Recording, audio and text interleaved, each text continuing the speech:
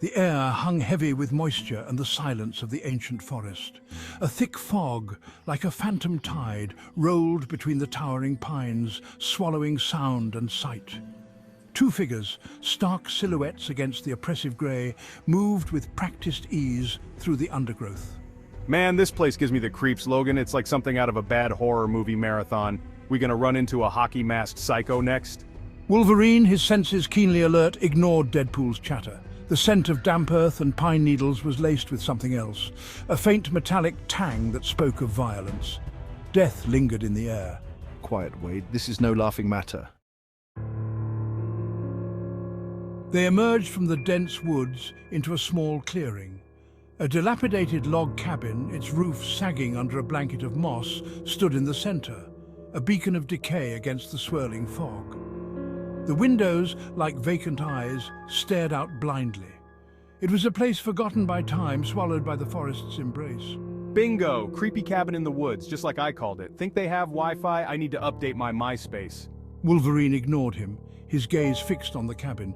He felt a growing unease, a prickling sensation on the back of his neck. The metallic scent was stronger here, clinging to the air like a shroud. Something isn't right. Be on your guard, Wade. The cabin door creaked open, as if beckoning them inside. The interior of the cabin was dark and oppressive, the air thick with the smell of dust and decay. Cobwebs, spun by unseen hands, draped the furniture like macabre decorations. The only light came from the slivers of grey that pierced through the boarded-up windows. Talk about fixer-upper.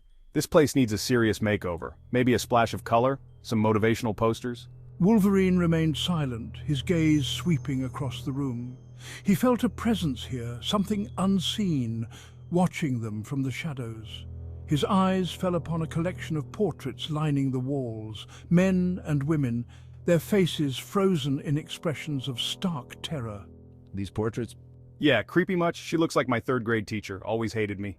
As they moved, Wolverine could have sworn he saw the eyes in the portraits follow them, their painted gazes filled with a cold, accusing. A set of stairs, half hidden behind a tattered tapestry, led down into the darkness beneath the cabin. A cold draught, smelling of damp earth and something ancient, wafted up from the depths. Well, what do we have here? A secret passage. I bet it leads to a treasure chamber filled with gold and jewels. Wolverine, his unease growing with each passing moment, felt a tremor of apprehension. The hair on the back of his neck stood on end. He knew with a certainty that went beyond logic that something evil lurked below. It's not treasure we'll find down there, Wade. Be ready for anything. He drew his claws, their adamantium gleam a stark contrast to the gloom, and slowly descended the creaking steps. Deadpool, his usual flippancy replaced by a newfound seriousness, followed close behind. The basement was a subterranean chamber, its walls of rough-hewn stone slick with moisture. The air was heavy, suffocating, filled with the whispers of unseen entities. A single flickering lantern, suspended from a rusted hook, cast long, dancing shadows. Ugh, it smells like wet dog and despair down here. Deadpool complained, wrinkling his mask. And is it just me or is it getting colder? In the center of the chamber stood an ancient stone altar, its surface stained with what looked like dried blood. Strange symbols, etched into the stone, pulsed with a faint, eerie glow. The whispers intensified, swirling around them like a vortex of despair. Suddenly, the whispers transformed into blood-curdling screams. The lantern flickered and died, plunging them into absolute darkness. The air crackled with unnatural energy. I knew it. Ghostbusters time. Who you gonna call? Wolverine, his senses on high alert, didn't need to see to fight. He could smell their decay, feel the chill of their anger. His claws flashed, cutting through the spectral forms, but they reformed instantly, their rage undiminished. These are not your typical ghosts, Wade. They're bound to this place, fueled by some dark power.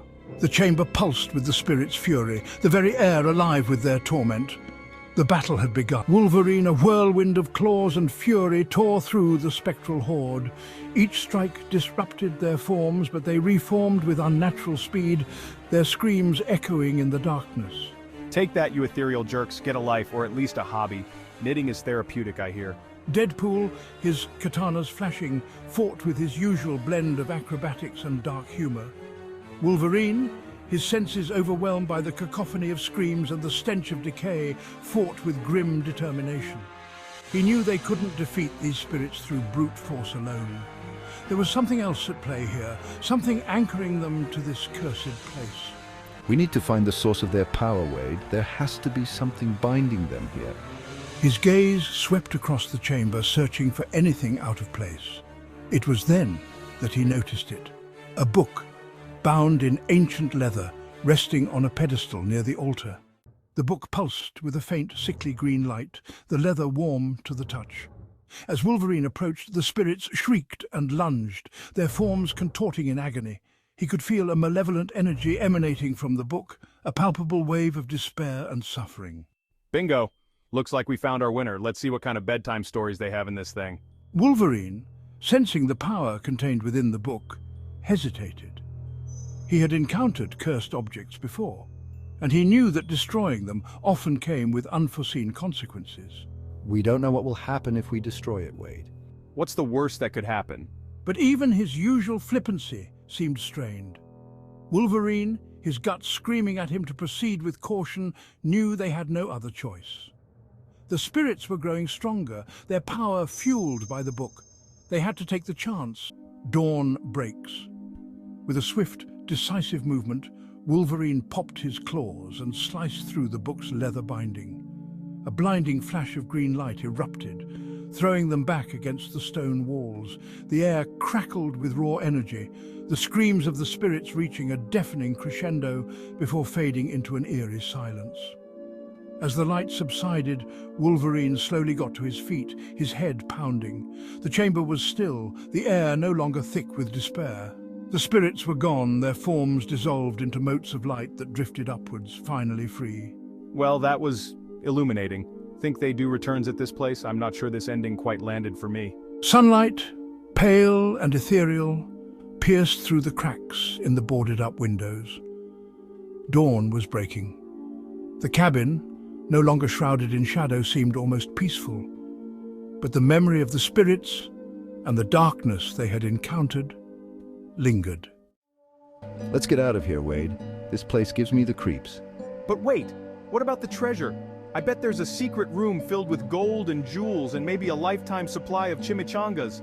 Wolverine just shook his head and continued up the stairs, leaving Deadpool to trail behind him, muttering about missed opportunities and the unfairness of it all. The cabin, its secrets laid to rest, stood silent in the morning light, slowly being reclaimed by the encroaching forest. The fog had lifted, and the air was fresh with the scent of pine and damp earth. The horrors of the night were fading, replaced by the promise of a new day. But somewhere deep in the heart of the forest, the darkness lingered, waiting for its time to rise again.